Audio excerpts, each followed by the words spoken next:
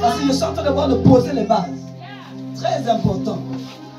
Dans l'église n'appartient à aucun homme. Jésus-Christ a dit, tu es Pierre. Comme il peut dire aujourd'hui, tu es Isaac. Tu es le prophète Nassi. Tu peux être n'importe qui ici. Amen. Tu es responsable. Et sur toi, moi, l'Éternel, j'ai décidé de bâtir mon église. Alléluia. Amen. Donc l'église n'appartient à aucune autre personne. L'église n'appartient pas à l'apôtre. L'église n'appartient pas à un prophète ici. L'église appartient à Jésus-Christ de Nazareth. C'est très important. Une église. Bon, moi, j'espère que vous m'écoutez. Une église qui repose sur un homme, ce n'est plus l'église. Amen. Une église qui est conduite par un homme n'est plus l'église. Amen. Et une église où l'homme est vénéré. Et quoi? Vénéré n'est plus une église. Amen. L'église véritable est une église où c'est Jésus-Christ qui règne, qui dirige, qui est au contrôle, qui est célébré, qui est adoré, qui est magnifié. Amen. La Bible dit à lui soit la gloire, l'honneur, la puissance, la majesté. Amen. Et dans la nouvelle alliance, vous devez savoir ça, c'est important. Moi, je sais que tu dis ça. Vous devez savoir que dans la nouvelle alliance, on ne donne pas le trône à un homme de Dieu. Car donner le trône à un homme de Dieu, c'est faire de lui un Dieu. Amen. Vous comprenez ce que je dis? Il n'y a pas d'offrande de prophète. Ça n'existe pas. Dans la Bible, il n'existe pas d'offrande de prophète. On ne donne que l'offrande à un homme, à un Dieu.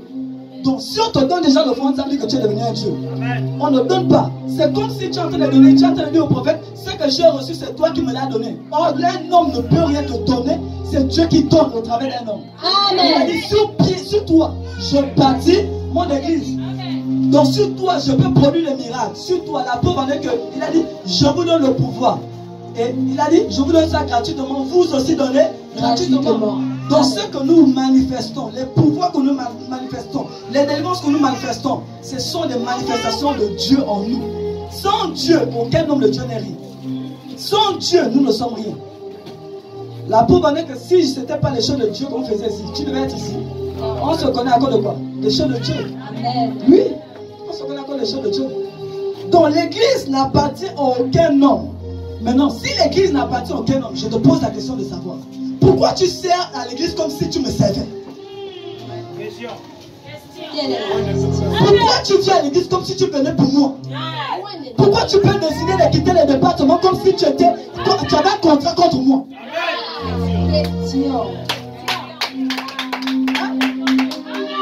Donne-moi la main.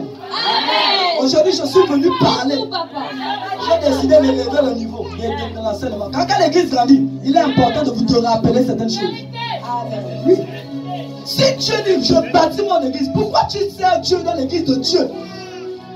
Comme si tu étais chez toi. Tu viens à n'importe quelle heure, tu décides des réunions que tu assistes, tu décides d'honorer. Quand quelqu'un t'embête, tu décides de quitter comme tu veux. Ce n'est pas l'église de l'apôtre, c'est l'église de Jésus. Donc quand tu décides de quitter le département, il faut savoir que c'est comme si tu disais à Dieu, je ne veux plus te servir.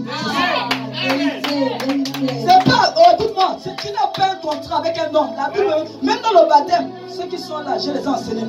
Ils savent que le baptême est un engagement d'une bonne conscience envers Dieu, non pas les hommes. Ils savent ça. Quand je décide de prendre le baptême, je ne prends pas le baptême envers les hommes, je prends le baptême envers Dieu. Ça veut dire que je ne vais jamais te suivre. Tu ne me verras jamais chez toi. Tu vois, je vais te suivre comment tu vis, si tu vis bien. Ça ne me regarde pas.